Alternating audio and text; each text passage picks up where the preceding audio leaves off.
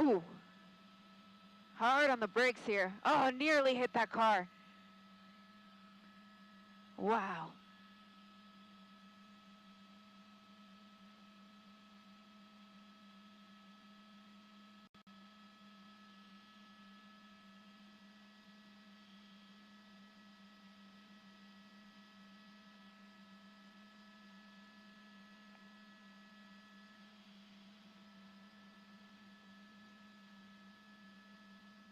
Okay.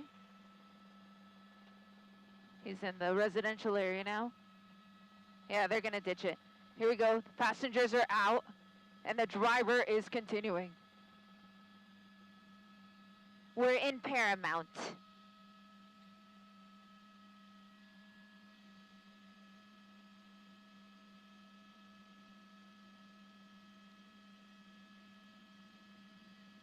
Okay, copy.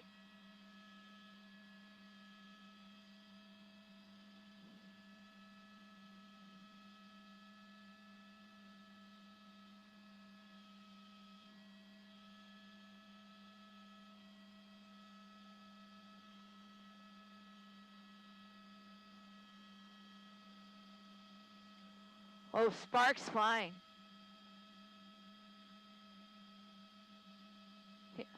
I see.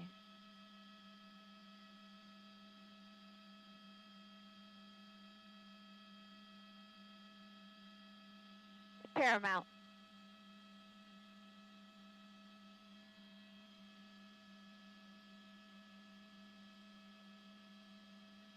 It's sheriff's.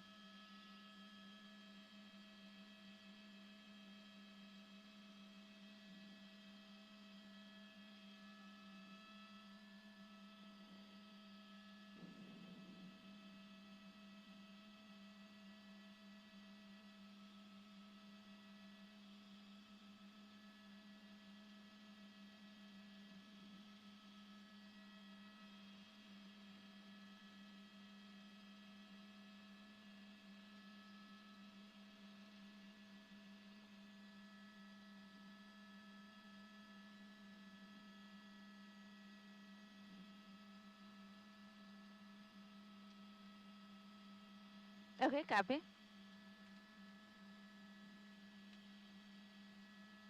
Don't know the want now. Yes.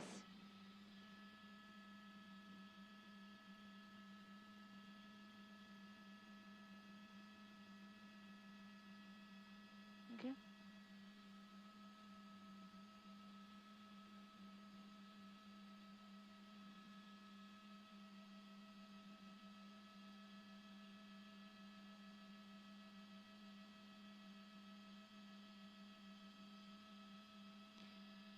We know that this is the LA County Sheriff's Department that is in pursuit of this car, and it's been a dangerous pursuit on surface streets in the Paramount area, but we were also in Bellflower for some time, but we originally picked it up on the eastbound 105 freeway. It was on the eastbound 105 before he exited on Bellflower and has been on surface streets ever since. Now, this pursuit has been so dangerous that you're not going to see any units directly behind him because they're essentially in what's called the tracking mode. So airship only on this one. Unclear what the original want was, but we know that there were 3 people inside because we saw 2 of the passengers bail from the car, but the driver kept going and the pursuit continues here in Paramount.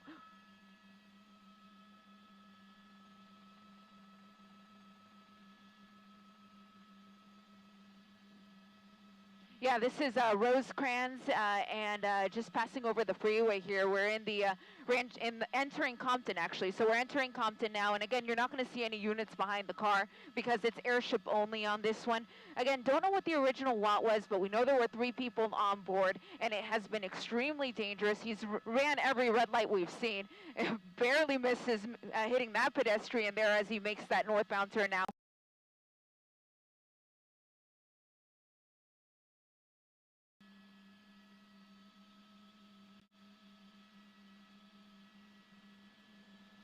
That's correct, Colleen. We're on Atlantic, which is a major thoroughfare here in the area. We were just a moment ago in Compton, but now we're in Linwood. And he's coming up to a red light, so we'll see what he does here. and it just switched on him, actually. It just went green. But every time he's come up to a red light, he's ran right through it. Or if he doesn't want to run through it, he'll just make a right turn instead. But you can see that this car has suffered some body damage already during the course of this pursuit. You can see that the bumper is missing. We saw sparks flying just a few minutes ago as well when the car got some air and had a hard landing. So overall, it's just been dangerous the entire time. And again, now on surface streets. These are surface streets, folks. Look at the speeds, almost 100 miles an hour.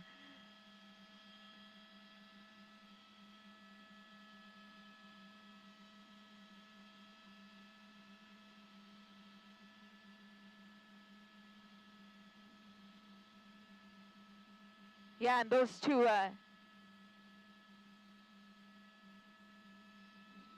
yeah, absolutely. And go ahead, Colleen.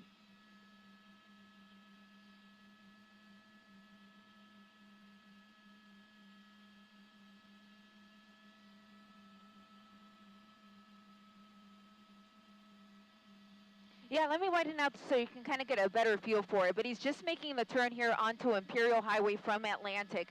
So these are going to be, again, major streets here in the Linwood area. For the most part, commercial on both sides, lots of businesses.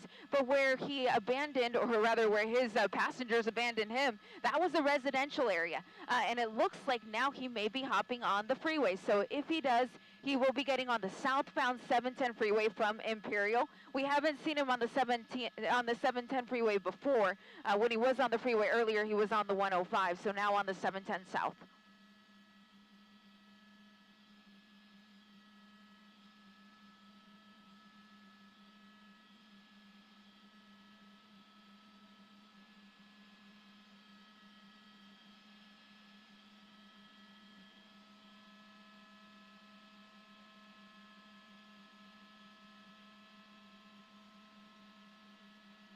Yeah, he can see the light from the helicopter, and I'll just backtrack a little bit. I will say that at some point there were units behind him. When we originally got overhead, there were units of the Sheriff's Department behind the car when he was on the eastbound 105 freeway. But once he exited off of Bellflower and he got onto those surface streets, that's when it just became too dangerous to continue to follow him from behind. So that is when the units pulled off and the airship stayed over it. But, you know, he can clearly, as you mentioned, he can clearly see the night sun.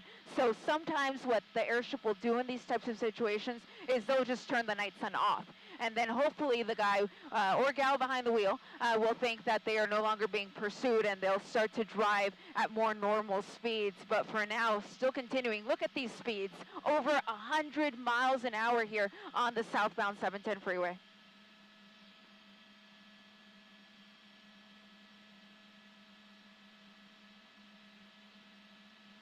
Yeah, so incredibly dangerous. But the good news is that because he is on the freeway, he's not going to have any cross traffic and no pedestrians, and he's not going to be running any red lights, obviously, but he may actually be exiting now. So all those things I just mentioned may come back into play here as he exits from the 710 freeway onto Alondra in the Compton area.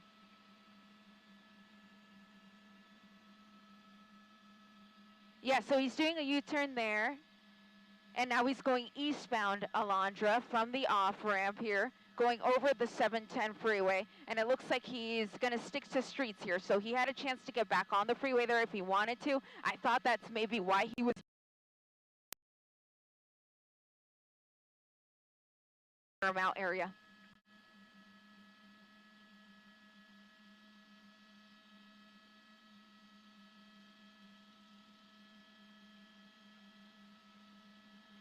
Yeah, still about 90 to 100 miles an hour plus. Continuing here, Alondra Boulevard, still in the Paramount area. So for the most part, this pursuit has been in Paramount and in Bellflower. But most of the time that I've looked down, it seems like it's been in Paramount, though he did creep into Compton and Linwood for just a second before hopping onto the 710 freeway and making his way back to Paramount.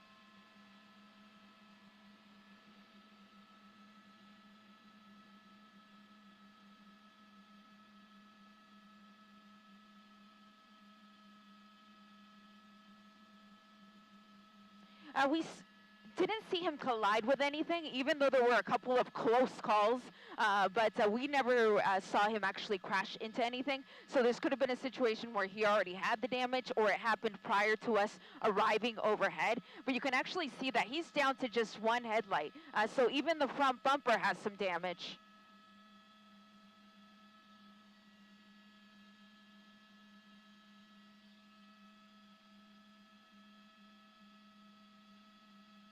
Yeah, it looks like he's just down to one headlight. And then, as you said, the rear lights aren't that great either. In fact, when he was on the 105 freeway earlier when we arrived overhead, he was completely blacked out, which made it really difficult to see.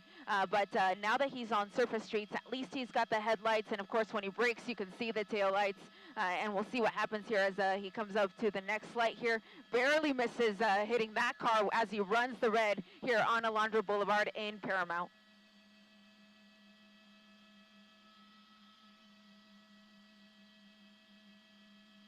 So at this point, it's not clear if they're in custody, but I'll tell you that as soon as they exited the vehicle, the airship called out their exact location, and there were units close enough to come to the area and hopefully take them into custody. But at this point, I can't confirm whether they were taken into custody or not. Even if they were not willful participants of this pursuit, they will still be taken into custody as if they were. And then, of course, once they go down to the station and officers have time to interrogate everyone about what happened, then they will release them if they had nothing to do with this. But for now, the focus here from the Sheriff's Department is going to be on the individual behind the wheel. Again, at this point, we don't know if it's a man or a woman, but the two passengers that exited the car were men.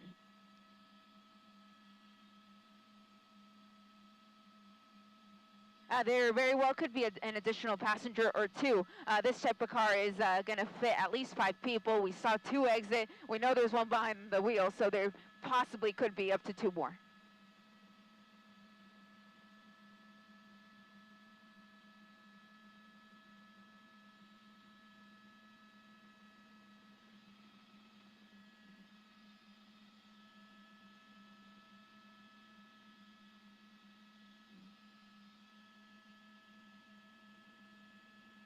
Yeah, we actually were on another pursuit. We were covering another chase on the 710 freeway that exited in Monterey Park near the sheriff's headquarters there at the 710 and the 10.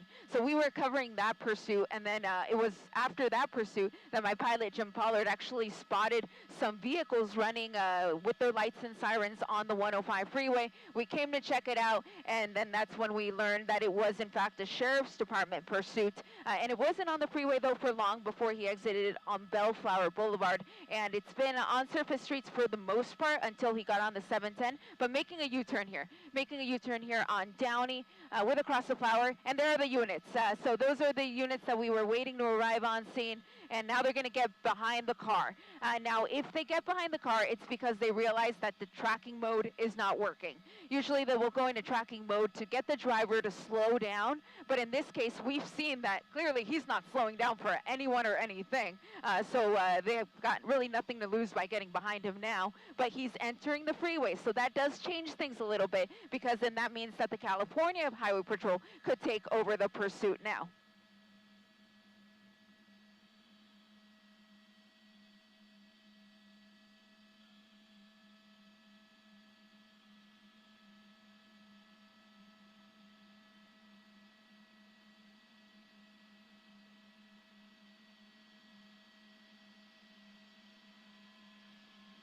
Yeah, it almost, I got that same feeling as well, that he was perhaps looking for a place to abandon the vehicle and take off running and just kind of bring things to an end.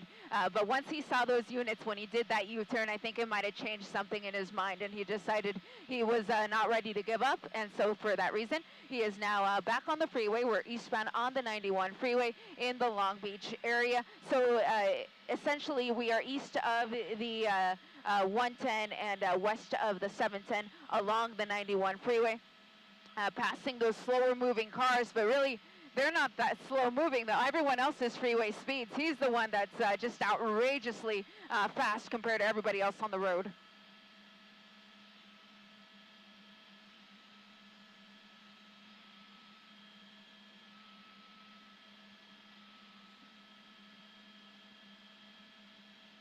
Yes, so he's going eastbound, rather. I'm sorry, let me look out the window real quick. Okay, you know, he's going westbound. Sometimes I get turned around when I'm just looking down all the time, but I'm actually just looking up ahead, and I can see towards LAX, so he is going westbound here on the 91 freeway, currently in the Long Beach area.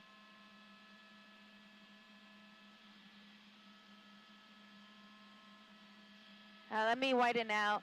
Yeah, I'm not seeing any units, not at least no units with their lights on. So at this point, if there are any units, they're trailing behind with their lights off so that, again, this person will think that he or she is no longer being pursued and hopefully slow down just a little bit. But I'll tell you, because we're on the freeway, it just makes sense to get CHP involved, so I can guarantee you that those calls are being made to get the California Highway Patrol to come out here and follow this vehicle, since he is on the freeway, and of course the CHP is going to be the police of our freeways here in California, so they're going to be best equipped to follow this pursuit if he continues on the freeway.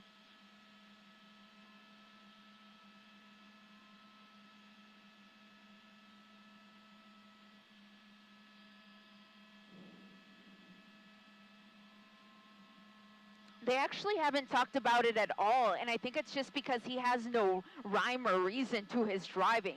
Even though he stayed in Paramount for a while, he was never just circling the same streets, and so for that reason it made it difficult to figure out where he was going to go and where they could possibly place a spike strip where he would run it over. And as you mentioned, pit maneuver at these speeds, just not going to happen. But fortunately, it's a smaller car, so were he to slow down his speeds, then they could possibly try it. But at this point, just at the speed that he's going at, they just can't. And the other thing we got to take into account is he armed? At this point, we don't know what the original want was, other than that it was a failure to yield. So if the officers know a little bit more about the original want than we do, if they perhaps know that he is armed, then that could really affect whether or not they do a pit maneuver, because they wouldn't want to put their officers in a situation where they would pit a car with a person inside who was possibly armed.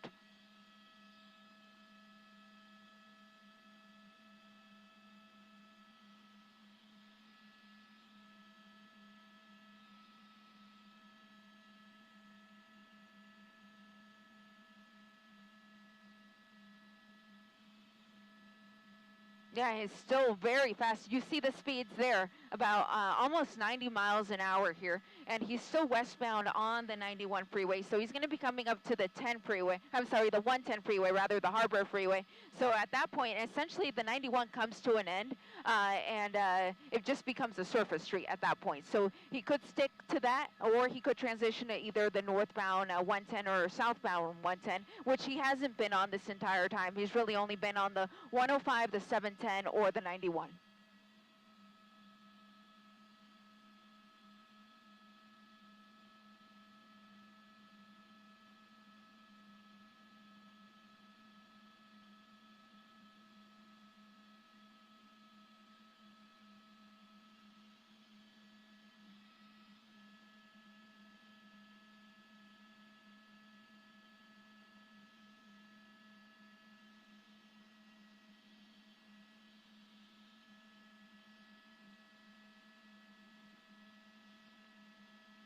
It looks like he is transitioning to the 110, and I'll tell you here as he completes the transition if he's going north or south.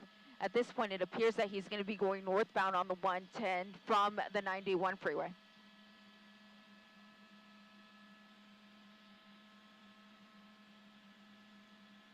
Yeah, so here are the units coming in, and here's the CHP unit. So the one with its lights on is CHP. The ones that aren't lit up are sheriffs. So what's happening is since we are on the freeway, and he's been on the freeway now for the last few minutes, the California Highway Patrol is going to be taking over it. So you'll see that unit with the light bar approach the vehicle here in the next minute or so. And I am hearing that the CHP is asking for permission to join the pursuit. So we should see that car get behind him here momentarily.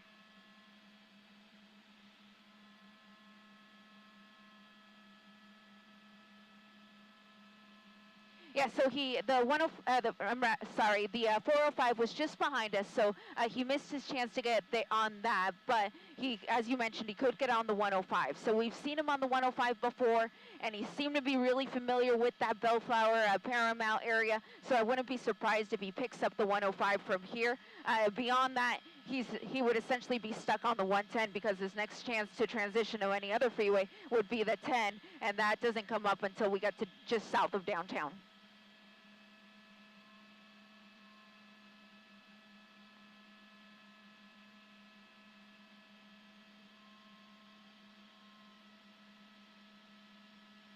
Yeah, it definitely does light up their path and gives them at least some sort of indication that something's going on. Because the only unit that we saw with its lights on was that one unit of the CHP. So if you're not looking for that, you may not realize that this is a pursuit. But fortunately, because of that night sun, it's nice and bright, so the other drivers on the road would be able to see it. And ideally, what you want to do in those types of situations when you see a pursuit coming your way is, if you can safely do so, move over to the right. But as you see, if you look towards that right lane, we've got some construction coming up, which means we're going to have construction workers. That always makes for such a dangerous situation. So in this case, I'm hoping he stays in the left lane, and he's going continuing northbound here on the 110 freeway. And those lanes that you're seeing up above, those are the fast track lanes. So they may obstruct our vision here for just a moment, but going northbound 110 freeway from the 105.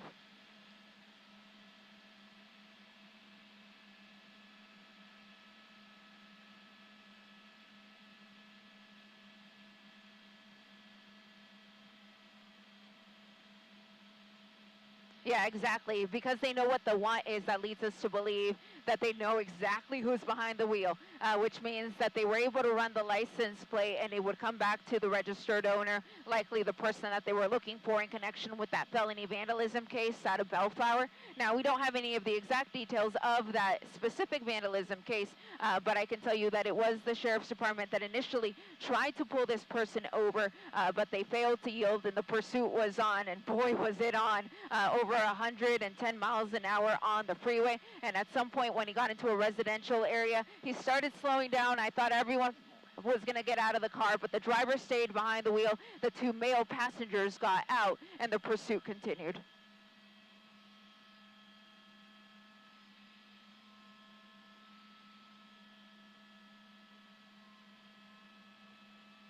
Yeah, real difficult to tell, but it looks like the driver may actually be on his or her phone. So if you look right in the driver's window, you can actually see the light of what appears to be a cell phone.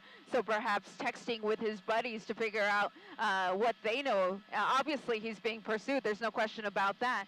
But this person clearly still on his phone. I see sparks coming from under the vehicle. If you look just under the front tire there, you can see those sparks. So this car is it's got quite some damage. We don't know if it happened during the course of the pursuit before we arrived overhead, but clearly this car is going to have issues as this pursuit continues.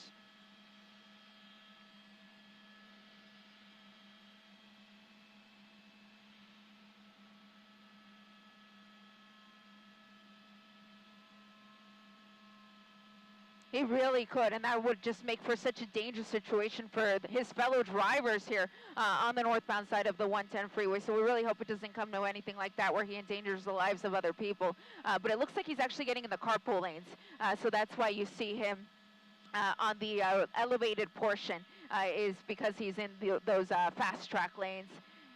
And still northbound 110 coming up to 52nd Place would be the street. Closer to Vernon would be the major. And there's the one unit of the CHP, 2, 3. Let's see how many more behind that. I'm seeing 4 units total. So 4 units total of the California Highway Patrol behind this driver, in addition to the LA County Sheriff airship overhead.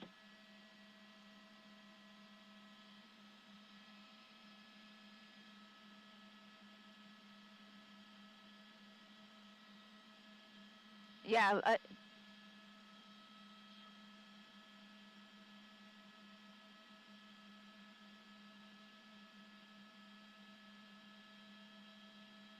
Yeah, correct. We're passing the Coliseum, USC, as you mentioned, and downtown LA is going to be coming up here in the next couple minutes. especially at the speeds he's traveling at. It's going to come up real fast. So the next freeway that he's going to come up to will be the 10 freeway. It'll give him a chance to go east or west from there if he wants to, or proceed northbound on the 110. Of course, he could always exit. That's going to put him into the heart of downtown. So all of those numbered streets is where he would end up. So ideally, hopefully, he stays on the freeway just to lessen that danger level when it comes to pedestrians and red lights and things of that nature that you would encounter on surface streets.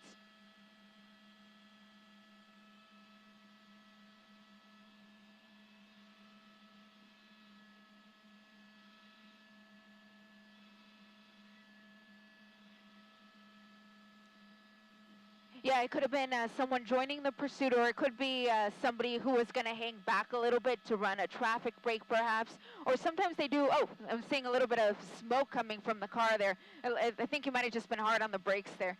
But sometimes officers will do something that's called, whoa, there you go, the hood just flew up. Oh, wow. If this wasn't dangerous before, this is dangerous now. Now he's barely going to be able to see, and at the speeds that he's traveling at, boy, oh boy, this makes it so dangerous. Oh, can you imagine trying to drive like that?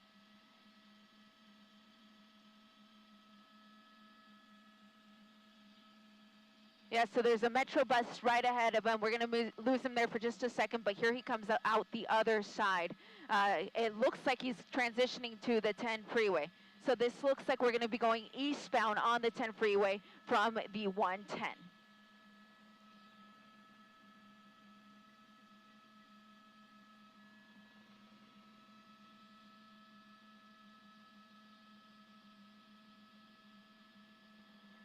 Oh. So it looks, yeah, it looks like his hands are out, yep. So it looks like this may be it for him. You see the officers there with their guns drawn. I see the driver's hands, so I'm going to go ahead and stay tight. And he's now down on the ground. And there's another person. Look at that. There was, in fact, another person in the vehicle. So total, that means that there would have been 4 people inside of the vehicle. You see the driver crawling in the direction of the officers. They're still giving him directions and handcuffing him. That was interesting, that's for sure. And here you see those officers there at the top of the screen. They have their guns pointed at the passenger. They'll really try to slow things down now. Now that the driver is in custody, they will slowly make those commands to the passenger and take that person into custody as well.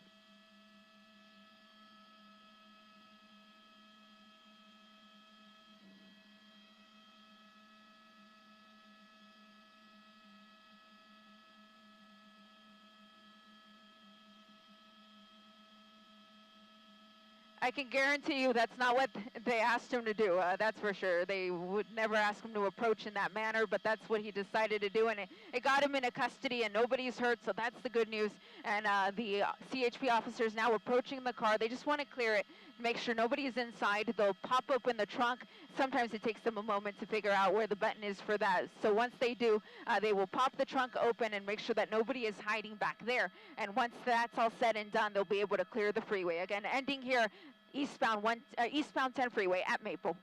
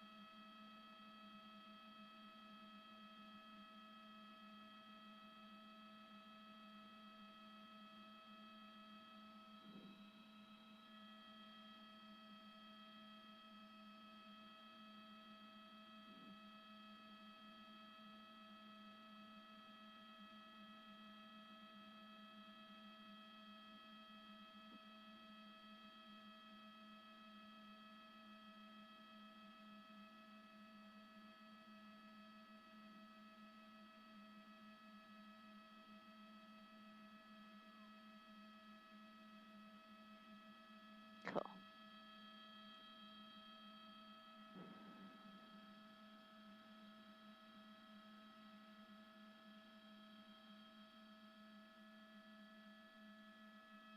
They'll just clear it off the highway.